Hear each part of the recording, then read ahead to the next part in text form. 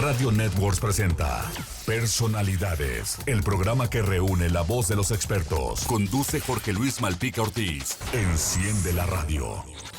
Muy buenos días tengan todos ustedes. Ya estamos en Personalidades, el programa que reúne la voz de los expertos en este sábado 11 de abril del 2020.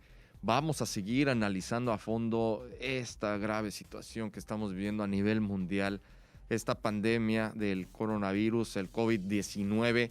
Pues ya fíjense ustedes hasta dónde nos está llevando a hacer este programa. El día de hoy va a ser un programa presencial, por ende estamos haciéndolo ya con estas medidas y con estas disposiciones de usar cubrebocas, porque ya de los pocos invitados que hemos estado teniendo aquí en el estudio, por la sana distancia y haciendo las transmisiones vía remota, el día de hoy vamos a hacer la excepción. Vamos a recibir aquí, vamos a estar platicando el día de hoy con el diputado federal de Morena, Julio Carranza Areas, para que nos hable, nos comente de muchos puntos. Vamos a estar viendo, analizando desde cómo se ha estado llevando desde un inicio hasta estos momentos la crisis de salud con esta pandemia a nivel nacional en el estado de Veracruz. También la crisis paralela que ya se tiene, que es la crisis económica, está ya golpeando seriamente muchos sectores, nos va a seguir golpeando, se va a ahondar incluso más esta crisis. ¿Hasta dónde? No lo sabemos aún, porque es una recesión mundial la que se va a llevar y se va a dar en los próximos meses. Y para esto, ¿qué hacer? ¿Qué hacer? Y sobre todo desde el Congreso de la Unión, ¿qué están haciendo? Pero también nosotros como sociedad civil, ¿qué estamos haciendo? Y esa es una parte medular de todo esto. ¿Qué vamos a hacer todos en conjunto? Importante llegar a un gran acuerdo. Vamos a también entrar a puntos donde no estamos de acuerdo en varias cosas, pero ya directamente con nuestro buen amigo, el diputado federal de Morena, Julio Carranza, lo vamos a estar abordando. Bienvenido, diputado. Jorge, siempre agradecido por estas invitaciones para generar polémica, para generar opinión y sobre todo ahorita que tenemos este escenario que no nada más es nacional, es un escenario mundial, globalizó esta pandemia y que tenemos que actuar en consecuencia. Tenemos que actuar en consecuencia. ¿Cómo hemos actuado en consecuencia? Vamos a dejarnos un poco en este lapso la parte social. Vamos a entrar el actuar. ¿Cómo ha llevado esta crisis la autoridad federal? Directamente desde el presidente, desde la Secretaría de Salud, el secretario de facto, le digo yo, Hugo López-Gatell. ¿Y cómo se ha llevado? ¿Tú sientes que lo han hecho bien? Sí, mira. Siempre vamos a hablar de resultados. O sea, cuando tú quieras evaluar cualquier proyecto, lo tienes que hacer en base a resultados. Y como dice el descuartizador, vamos por partes. Primero, entendamos lo que esta crisis es. Es decir, es una crisis sanitaria que el gobierno la ha estado midiendo por etapas. Y las etapas son bastante simples, ¿no? Para entenderlas. Cuando hablamos de la importación de casos y que estos se manejan en decenas, es cuando hablamos de una etapa 1. Ahorita el gobierno está en una etapa 2 porque todavía estamos hablando de millares. Estamos hablando que todavía no se da un contagio de una manera que esperemos no se llegue a dar. ¿Y por qué? Cuando digo que vamos a hablar por partes es, primero hablemos de que somos un país que antes de la llegada de esta crisis sanitaria ya traíamos una crisis económica en que más de 16 millones de mexicanos se iban a la cama con el estómago vacío. Esto ya era un hecho de facto. El segundo hecho de facto, más de 30 millones de mexicanos que otrora se les llamaba clase media, que ahora no podemos ni definirla como qué clase son, y son esos mexicanos que ganan entre 6,500 y 12,000 pesos al mes y que se les retiene un ISR y que se levantan todos los días con un billete de 200 pesos en la mano, tomando la decisión de si comen o llenan o le echan un poco de gasolina para el día al carro o se transportan, porque eso es lo que tenemos antes de empezar esta crisis sanitaria. O sea, después en el trayecto de esta crisis sanitaria, pues vamos a hablar de que esos 15 millones de mexicanos que se les pide quédate en casa, es casi quédate a tomar la decisión de que o te mueres del coronavirus o te mueres de hambre. O sea, es una decisión que tienen que tomar estas gentes, porque realmente es lo que tenemos ahorita. El panorama es complejo que está haciendo gobierno federal. Gobierno federal está tratando ahorita de aplanar esa curva de contagio, haciendo las medidas o diciendo las medidas que tiene que hacer la sociedad en su conjunto. Para aplanarla tenemos que tener esa sana distancia, tenemos que usar más el agua y el jabón en los hogares, y de alguna manera al salir tenemos que tomar las precauciones que nos está mandando el sector salud. ¿Por qué tenemos que hacer esto? Por una sencilla razón. Otra de las situaciones que tenemos es que no tenemos, y lo sabemos todos, un sistema de salud que realmente pueda soportar el contagio de un gran número de mexicanos. Y voy a poner un ejemplo muy simple. Desde el 68 para acá, solo se crearon, voy a hablar del puerto de Veracruz, 2 hospitales en 40 años. El del IMSS en Cuauhtémoc y el de Díaz Mirón. El del IMSS en Cuauhtémoc, cuando se creó con 240 camas para 210,000 derechohabientes. En este momento, en ese sector tenemos 510,000 derechohabientes. Ya tenemos en este momento 280 camas en déficit, hablando de que la Organización Mundial de la Salud marca que por cada cama de hospital se atienden 1,000 derechohabientes. Desde ahí vamos a partir en que tenemos un sistema de salud endeble.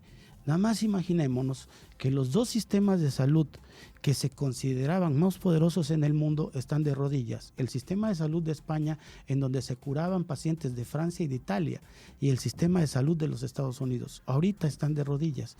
Entonces, ¿qué nos puede pasar si el gobierno no estuviera haciendo lo que le corresponde?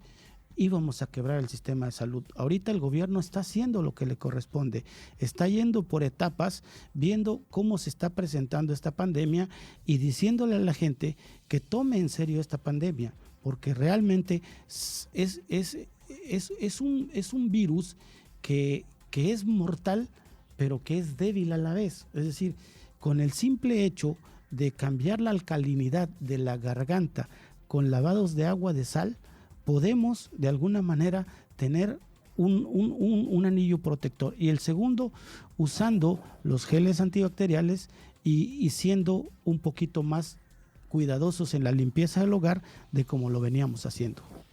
Tenemos un par de minutitos para irnos al corte, diputado, pero sí hacerte esta pregunta. Es una pregunta un poco más, ahí sí, de entrar a polémica. Entiendo lo que estás diciendo, comparto lo que estás diciendo. Creo que las autoridades de salud hicieron y han empezado a hacer desde el momento que les correspondía lo que tenían que hacer, pero nuestra máxima representación a nivel federal, que es el presidente, el ejecutivo, no lo hizo. Y es decir, aquí directamente él decía, no pasa nada, ustedes abrácense, dense sus abrazos, sus besos, hizo mítines y luego incluso contradiciendo las propias autoridades de salud, invitando a la gente que salieran a consumir a los restaurantes cuando ya estaban pidiéndonos quedarnos en casa. ¿Esto no genera un conflicto más allá de...? Mira, cuando hablamos de perspectivas, es exactamente lo que sucedió con el presidente. El presidente en etapa 1 tenía la obligación de generar confianza, porque si no la empezaba a generar en etapa 1, esa confianza, entonces desde ahí vamos a empezar a arrancar no solo con la crisis sanitaria, sino con la crisis económica también. Entonces, el actuar del presidente realmente fue el de generar confianza cuando la tenía que generar. Ahorita ya está en otra etapa esta situación y ya está actuando de manera diferente. Inclusive el mensaje ya cambió porque ya estamos en otro tiempo en la línea de esta curva famosa que tratamos de aplanar. Entonces yo desde la perspectiva que alcanzo a ver es, para algunos es polémica porque se contradice. Yo no le veo la contradicción, le veo la perspectiva de generarle confianza a la gente en la línea de tiempo. Ahorita es tiempo de aplanar esa curva, inclusive se decía no usar los tapabocas. O sea, ahorita ya estamos hablando de usar tapabocas. Entonces, todo tiene que ir en línea de tiempo. Perfecto, diputado. Nos vamos a ir al corte, vamos a regresar con más, vamos a seguir con esto del coronavirus. Estamos platicando con el diputado federal de Morena, Julio Carranza Areas, para que sigamos con este análisis. Vamos, volviendo del corte, a entrar a analizar también lo que es la crisis económica, que está bien en paralelo y que es una de las situaciones que también nos va a pegar y nos está pegando ya profundamente. Esto es Personalidades, volvemos. Ya regresamos con más en Personalidades. Estamos de regreso en el programa que reúne la voz de los expertos. Aquí escuchas Personalidades con Jorge Luis Malpica Ortiz. Regresamos en Personalidades el día de hoy, platicando, analizando a fondo toda esta situación de la pandemia, cómo se está llevando a cabo en México, cómo se está combatiendo. El diputado federal de Morena, Julio Carranza Areas, nos ha estado hablando sobre pues ya esta parte de la crisis de salud, cómo la ha ido sorteando el gobierno, cómo la han manejado. Vamos a entrar, diputado, a analizar el tema de la crisis económica. Es en manera paralela. Tú has estado pues muy al tanto de esto, estás muy sensible también con esta parte. ¿Qué hacer? A ver, de entrada... vamos a entrar con un punto ya. Es que me va a ir ya la parte, precisamente la parte sensible, pero vamos a entrar a la parte analítica, que aparte también ha sido bastante polémica. Esta confrontación ya que ha habido entre gobierno federal y ciertos sectores empresariales, empezando directamente por el Consejo Coordinador Empresarial, la Coparmex, no estuvieron de acuerdo con esta presentación del pasado domingo del presidente Andrés Manuel López Obrador al momento de dar este plan de reactivación económica, donde dice no va a haber un apoyo directo para las pequeñas y medianas empresas, o bueno, para las empresas en cuestión de diferir, por ejemplo, el pago de impuestos, entre otras cosas que se estaban pidiendo para poder preservar los empleos. El sector empresarial dice, no nos van a rescatar a nosotros como empresas, lo importante es rescatar los empleos, que no se pierdan las fuentes de trabajo. ¿Cómo ves esta situación? Mira, volvemos al tema de las líneas de tiempo.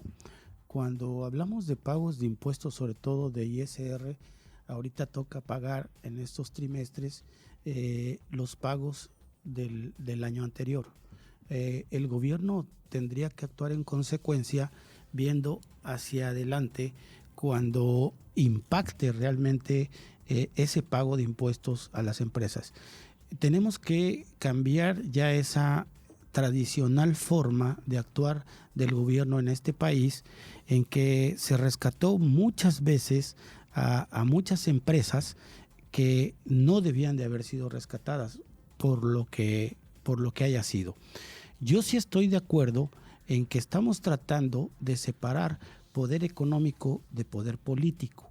Lo estamos haciendo en este país porque ya habíamos caído en ese vicio de que quien viviera fuera del presupuesto vivía mal. Muchas empresas se acostumbraron a eso, sobre todo los sectores de las grandes empresas con las condonaciones de impuestos. Es una situación compleja porque también estoy de acuerdo con el empresario que me ha llamado, así como me han llamado para decirte apoyo honesto, me dicen, mira, tenemos esta complicación. Si nosotros mandamos al empleado a su casa y le vamos a pagar su sueldo para que pueda subsistir durante la famosa cuarentena, nosotros también necesitamos estímulos, y en eso estoy de acuerdo, porque para que podamos generar productividad en este país, pues lo tiene que hacer el empresario. La máxima de que si quieres acumular dinero en tu vida, vuélvete empresario, y si quieres realmente servir a una nación, vuélvete político. Esa es la parte romántica, pero cuando hablamos de la postura que tiene ahorita el Consejo Empresarial o la parte empresaria, que no son todas las empresas, ahorita sí, todas las empresas se van a ver afectadas.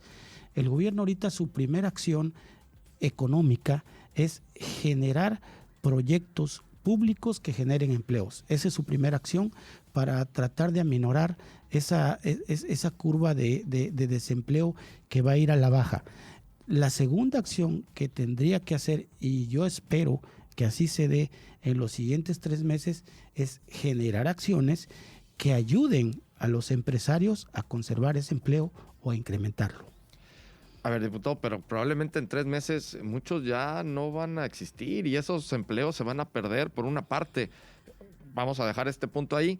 Y la otra que en este momento lo comentas, el presidente también el domingo pasado dijo, vamos a crear 2 millones de empleos en estos 9 meses.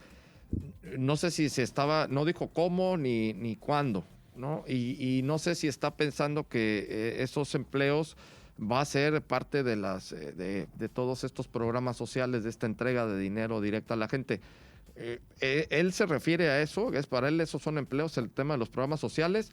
¿O realmente van a emplear a las personas en algún tipo de obras de inversión pública que se vaya a hacer y ahí es donde van a emplear a las personas? Como en su momento, por ejemplo, pasó en la recesión del 29, cuando Roosevelt, con todo este desempleo tremendo que hubo en los Estados Unidos, puso a mucha gente a trabajar en la presa Hoover, por ejemplo. Sí, es la combinación de las dos cosas. O sea, la generación de empleo viene en la cuestión social, el Sembrando Vida, que va a generar más empleo en la gente constante, y la suma de los 3 megaproyectos que trae en su haber, que son la refinería de Dos Bocas, que van a generar otro tanto, el Tren Maya en sus primeras 3 etapas, que van a generar otro tanto, y el transísmico. La suma de todos estos megaproyectos que los va a acelerar para la generación precisamente de empleo es de la cantidad de 2 millones de empleos que habló el domingo pasado. Es por una parte. Y la otra parte que nos quedamos en la pregunta es si en 3 meses se van a empezar a dar los estímulos a las micro y pequeñas empresas, que son las que soportan más o menos el 80% de los empleos en el país, pues muchas ya para 3 meses ya no van a aguantar. A ver, aquí estamos hablando por ejemplo, el Consejo Coordinador habla de las grandes empresas.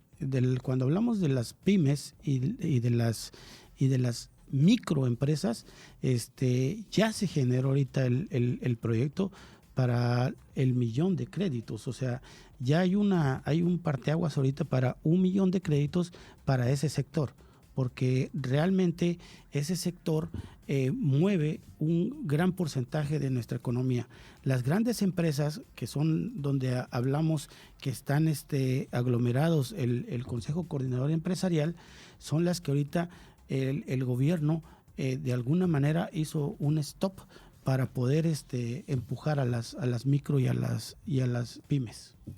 Pues ojalá que así se vaya dando y sobre todo el no dejar de ver a estos negocios, esas empresas que tienen de 6, 7 empleados. Por ejemplo, yo platicaba antier con un buen amigo, se dedica a la construcción, y dice, a ver, yo empleo a 60 personas. Pero si a mí de plano en 2 meses esto no veo claro porque no estoy teniendo los ingresos suficientes, pues voy a tener que ir recortando personal porque de plano no voy a tener de dónde sacar para pagarles. De hecho, parte del plan de los 2 millones de empleos viene muy reforzado con la construcción de vivienda por parte de Foviste y de Infonavit. O sea, es parte de ese paquete de donde hablamos de los 2 millones de empleos. Entonces, sabemos perfectamente lo que representa la construcción de vivienda en ese circulante de efectivo que ayuda a mover ese sector. Perfecto, diputado. Nos vamos a ir al corte. Vamos a regresar con más, vamos a regresar para hablar de esta cuestión de los fideicomisos, de este decreto que también el presidente hizo para muchos de estos fideicomisos pasar ya directamente a tomarlos y utilizarlos para lo que se requiere ahora, precisamente, que es la reactivación económica y poder sacar adelante al país en torno a todo esto, ¿no? Estas personalidades, volvemos en un momento más. Jorge Luis Malpica Ortiz tiene más para ti en Personalidades. Estamos de regreso en el programa que reúne la voz de los expertos. Aquí escuchas Personalidades con Jorge Luis Malpica Ortiz. Estamos de vuelta en Personalidades el día de hoy, platicando con el diputado federal de Morena, Julio Carranza Areas, hablando sobre esta pandemia, cómo nos está golpeando en el país. Ya estuvimos viendo desde la parte de vista cómo han llevado las autoridades federales la crisis de salud, cómo le están llevando la crisis económica. Ya está, vamos a continuar con esto. Estábamos hablando pues ya de esta polémica que hay y que existe entre el propio presidente y ciertos grupos empresariales, el Consejo Coordinador Empresarial, entre otros, la Coparmex, no están de acuerdo con estos proyectos de reactivación económica.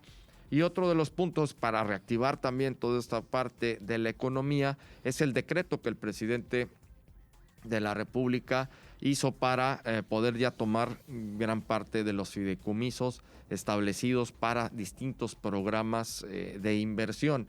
Y ante esto, pues sí, que nos expliques bien, diputado, también cómo está esta situación. Hay muchos fideicomisos que pues ya de plano desaparecieron, algunos otros no, los que están bien sustentados, bien estructurados. Es importante que nos expliques cómo es el funcionamiento de esto, porque también hay confusión. No sabemos exactamente cuáles son los fideicomisos que se han ido. Algunos otros, hay que reconocerlo, no tenían ni pies ni cabeza, y luego pues muchos de sus funcionarios los utilizaban nada más para pegarles el uñazo al cajón y hacer uso pues de una manera no muy bien habida de esos recursos. A ver, explícanos más a fondo todo esto. Bueno, mira, yo lo veo de una manera muy simple. El sistema político mexicano durante muchos sexenios basaba el manejo de sus campañas políticas en base a fideicomisos que estaban establecidos y que no sabíamos realmente para qué se usaban. En esta búsqueda que ha tenido tanto la parte financiera, de inteligencia financiera de Nieto, han ido encontrando una serie de fideicomisos que realmente no tenían razón de ser, como algunos que sí tenían razón de ser, como los fondos para el arte y una serie de fideicomisos. Entonces, ahorita los metieron todos ellos en una vasija y dijeron, ¿saben qué? Ahí tenemos recursos para poder de alguna manera enfrentar esta crisis sanitaria que se va a convertir o se está convirtiendo ya en una crisis económica. Entonces, esta serie de fideicomisos, te voy a poner un ejemplo de más o menos cómo funcionaban.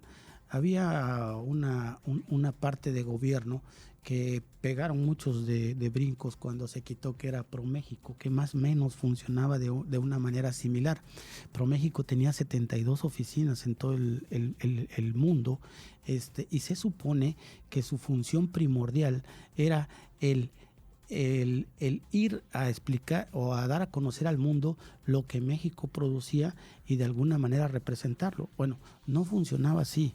Realmente eran puestos que se le daban a hijos de políticos, parientes, para que tuvieran un nivel de vida en esos países y no hacían lo que tenían que hacer. Entonces se quitaron ese tipo de gastos, como estos fideicomisos que de alguna manera solo servían para tener fondos ocultos y manejarlos de manera discrecional.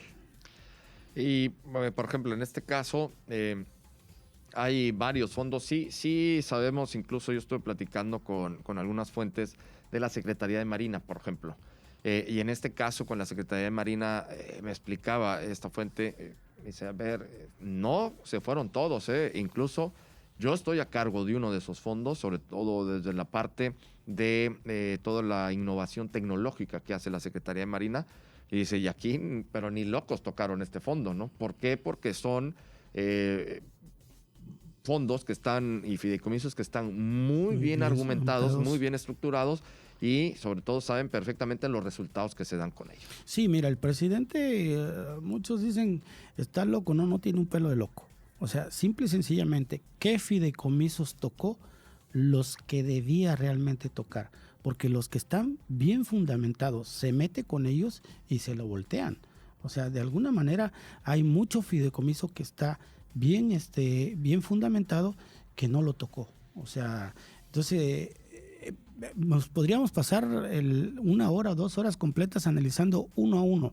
En el caso de Ejército y Marina, tienen muchos fideicomisos, pero ¿por qué no los tocaron? Porque realmente el gobierno actual se está basando mucho en esa disciplina que tienen estos dos sectores para poder ayudar a que la organización o la reorganización de este país se lleve a cabo de una manera gradual y certera. Porque, por ejemplo, sabemos lo que muchos no quieren ver, que está a todas luces, es, por ejemplo, un sector salud que está lleno de corrupción en todos los niveles. Entonces, para enfrentar esta crisis, el presidente no puede estar aventando dinero a un sector que sabe que de alguna manera no está bien organizado y se está basando tanto en Ejército como en Marina para poder regular algunas partes de ese sector y enfrentar esta crisis. Y esas son partes de los fideicomisos que se ocupan para ello. Entonces hay muchos sectores, ciencia y tecnología, en puertos, en comunicaciones, que hay fideicomisos que no se van a tocar porque realmente están bien fundamentados. A ver, tocaste uno importantísimo que era el que también quería platicar contigo y que nos comentes tú. Estás dentro de la Comisión de Marina en la Cámara de Diputados, eres el secretario de la Comisión de Marina. Hablas el tema de los puertos, el puerto de Veracruz, la actividad portuaria es esencial para el desarrollo económico, no únicamente de la zona conurbada, del estado y del país. Somos importantísimos, somos el puerto más importante del país. Ante esto, ¿qué nos espera con todo esto con relación al puerto? La realidad es que ahorita esta crisis va de alguna manera a alentar el desarrollo de esta nueva parte del puerto, de la ampliación, porque finalmente ahí sí desapareció un fideicomiso, el FIPORT, que servía para todos los excedentes que tenían las APIs, se iba a este fideicomiso, pero lo usaban de manera discrecional, por eso lo desaparecieron. Entonces, ahorita el puerto de Veracruz va a tener un retraso por esta crisis sanitaria que se convierte en crisis económica en su terminación de la ampliación. O sea, porque se están jalando recursos, que era lo que comentábamos al principio, es el tema de la cama que no tiene una cobija que la tape toda. Entonces, si tú vas a necesitar ahorita recursos para enfrentar la crisis, tienes que jalar y vas a desproteger de alguna manera una parte. Y sí es importante en este caso la disminución que va a haber tanto en importaciones y exportaciones por parte del puerto, como esa reducción económica que le genera al mismo municipio, estado y país. Pues es que también viene a consecuencia de todo, ¿no? De esta recesión mundial, pues todo va poco a poco volverse a poner en orden y sobre todo en su cauce, ¿no? Directamente aquí sí podemos hablar ya en términos marítimos. Nos vamos a ir al corte, vamos a regresar con el último bloque, diputado. Ahí sí ya platicar en propuestas, ¿no? Ya en las propuestas, tanto tú desde el sector público como representante de nosotros en la Cámara de Diputados, pero ya también directamente desde el punto de vista como ciudadano que eres, tal cual, porque eres un ciudadano, no únicamente un político. Vamos al corte, volvemos. Ya regresamos con más en Personalidades. Estamos de regreso en el programa que reúne la voz de los expertos. Aquí escuchas Personalidades con Jorge Luis Malpica Ortiz. Regresamos en Personalidades, ya en nuestro último segmento, el día de hoy platicando con el diputado federal de Morena, Julio Carranza Areas, hablando sobre toda esta crisis que está generando la pandemia del COVID-19, la crisis de salud, la crisis económica, qué tenemos que hacer. Ya también estuvimos hablando sobre los fideicomisos, estos que pues gran parte de este recurso se va a utilizar para reactivar la economía. Muchos de estos fideicomisos, ya nos lo estuvo explicando el diputado, no tenían ni pies ni cabeza y únicamente se utilizaban para beneficios de quienes administraban los propios fideicomisos. Eso hay que recalcarlo y sí conocemos varios de ellos. Y ahora, diputado, pues ya para cerrar, importante las propuestas como diputado, pero una parte también muy importante, no únicamente ver el lado político o el lado público de tu persona, sino también el lado humano, que eso es la parte social. La parte social y es la parte humana, obviamente. Exactamente. Empecemos por la parte que nos corresponde como legisladores. Desde la Cámara ahorita se está viendo el ahorro en gastos de los diputados federales, una bolsa de 100 millones de pesos, y se está analizando en esas reuniones que tenemos a dónde impactar en el sector salud. Esa es una parte. La otra, se está viendo la cuestión de la donación de nuestros aguinaldos para impactar también. Y realmente hablamos de muy poco, porque cuando hablamos de nuestros aguinaldos, en la cuestión de la bancada de Morena, hablamos de 37 millones de pesos, que realmente impactarían poco. La parte que Morena ahorita está como grupo legislativo pugnando muy fuerte, tanto Senado como Cámara de Diputados, es la donación o el recorte, porque se tiene que hacer, del 50% de la prerrogativa a los partidos políticos, porque ahí sí hablamos de 1.500 millones de pesos.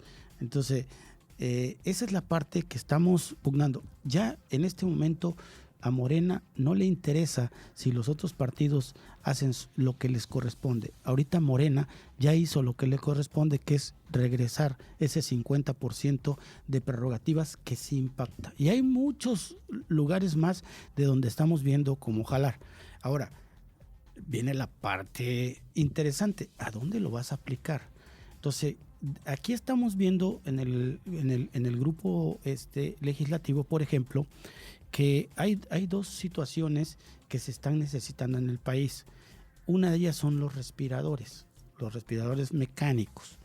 En el sureste, en Coatzacoalcos, la diputada de ese sector está apoyando un proyecto de Tecnológico y Universidad del Sureste, porque ellos ya desarrollaron, solo están viendo cómo poner a producir una línea de respiradores mecánicos que los fabriquen ahí. Esa es una parte. La otra, por mi parte, estando dentro de la Comisión de Marina, desde hace 3 o 4 meses se ha estado trabajando sobre modificar la NOM 014, que tiene que ver con la clasificación del buceo industrial, marítimo o el buceo en general.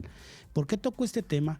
Porque de ahí nace una propuesta de la Asociación Nacional de Cámaras de los Fabricantes, Vendedores y Usuarios de Cámaras Hiperbáricas, porque una forma en que Wuhan atacó la crisis sanitaria en China fue usando cámaras hiperbáricas. Es decir, cuando tú usas un respirador artificial, lo usas para un paciente por 3 a 4, 5 días, 10 o más. Cuando tú usas una cámara hiperbárica, puedes atender hasta 50 pacientes en un solo día.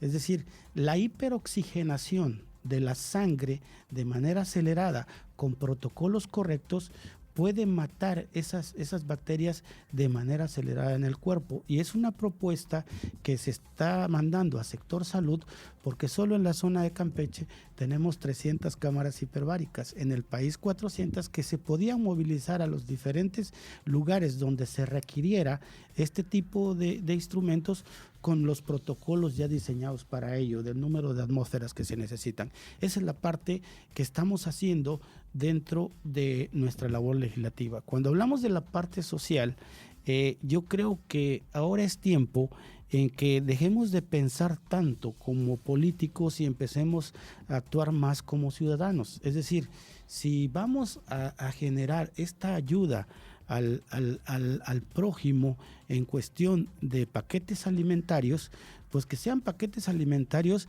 pensando en cómo nosotros podríamos sobrevivir en casa con una semana de un paquete alimentario, no mandando una bolsita con 3 o 4 productos que realmente es un insulto a la inteligencia de un ciudadano, porque al final de cuentas, lo que tú generas con esa ayuda es de dinero público, no es de dinero de tu bolsa como político. O sea, porque esa es la parte que ya debemos de entender los que nos estamos metidos en esta clase política. Otra acción que se puede generar dentro, o que se está generando, cuando menos de mi parte, es aquel que desarrolle una actividad normalmente y cambia ahorita por esta crisis a generar otra, ayudarle a desarrollar su producto, ya sea un tapabocas, un gel antibacterial, porque hay gente que tenía una actividad económica que está cambiando ahorita esa actividad por la emergencia que está desarrollándose. Entonces yo tengo conocidos que normalmente usaban sus máquinas de coser para fabricar ropa o zapatos, y ahorita se están poniendo a fabricar, leyendo especificaciones de cómo debe de fabricarse un cubrebocas, hacer cubrebocas. Entonces ahí es cuando debemos de llegar y decir, ¿sabes qué? Si yo puedo comprarte tu producción de 1000 piezas, venga, y yo vengo y las distribuyo en la sociedad. Cuando hablemos de paquetes alimentarios, no comprárselos a las grandes líneas como paquetes. Hay que ir al proveedor local en la colonia y comprarle a sus precios para que ellos puedan seguir generando esa actividad económica que les ayude a mantener a los 3, 4, 5 empleos que tienen dentro de una pollería, una verdurería, una cremería. O sea, el producto que tú compres para poderlo distribuir en la población, tenemos que generarlo con esa economía local. Diputado, nos quedan 3 minutitos. Me parece excelente esto que estás proponiendo y que lo estás llevando a este punto, ¿no? A incentivar el consumo hacia los locales pequeños, ante los mercados, por ejemplo. Ya para cerrar el programa, ¿crees tú que podamos llegar a generar este gran acuerdo nacional que se necesita para poder salir adelante de ambas crisis, tanto la de salud como la económica? Lo tenemos que hacer, realmente lo tenemos que hacer. Creo que es tiempo de actuar en consecuencia. No es tiempo ahorita de entre políticos estarnos diciendo lo que estamos haciendo mal. Sociedad, ahorita tenemos que sacar lo mejor de nosotros mismos, simple y sencillamente hacer lo que nos corresponde. Por ejemplo, como ciudadanos, si tienes que salir a la calle, usa o prevén de alguna manera la sana distancia, usa tu gel antibacterial, usa tu cubrebocas. De alguna manera, estos no son vacaciones, son tiempos de hacer lo esencial. Y lo esencial tiene que ver con servicios médicos, servicios de seguridad, servicios eléctricos, comunicaciones, como es tu caso. Estos son esenciales. Todo lo que tenga que ver con comida y salud son esenciales. Lo que no tenga que ver con esto no es esencial. Un antro no es esencial en este momento. O sea, tenemos que entender esa parte. ¿Quieres tener esa situación? Tenla en tu casa. No salgas, porque finalmente es la parte coyuntural aquí. Entender que nuestro sistema de salud no es un sistema de salud fuerte, y lo fortaleceremos nosotros si en este momento de crisis empezamos a hacer realmente la conciencia que tenemos que hacer. Veamos bien qué tomamos, qué comemos y cómo respiramos, porque esta crisis nos está llevando a algo esencial, volver a los básicos, entender que ahora en un hospital está costando mucho dinero tener algo que normalmente es gratis, que es el aire. Ahora, un enfermo cuesta más o menos, lo tenían en un estudio, unos 1,000 pesos el estar respirando. Fíjate, los temas, ¿no? Ahora nos está costando el aire, buen punto que manejas, diputado.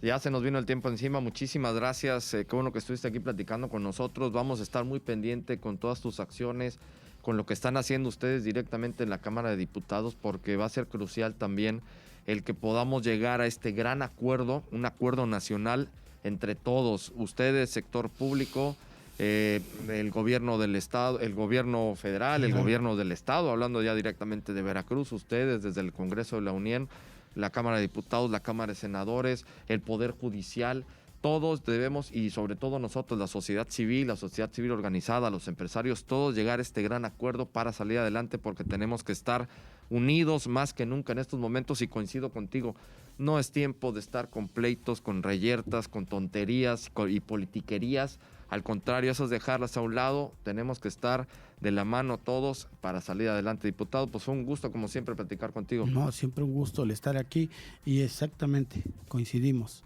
La circunstancia actual es para aportar, es para organizarse, es para ayudar y es para humanizarse, porque venimos en una cadena de deshumanización, les estamos dando un respiro a este mundo.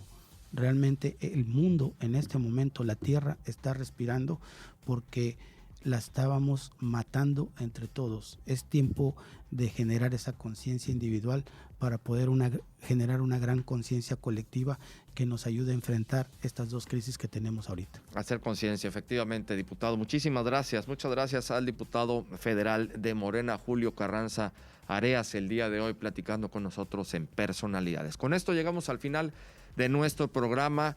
Nos vamos. Recuerden que la cita es el lunes en punto de las 7 de la mañana en RN Noticias. Soy Jorge Luis Malpica Ortiz.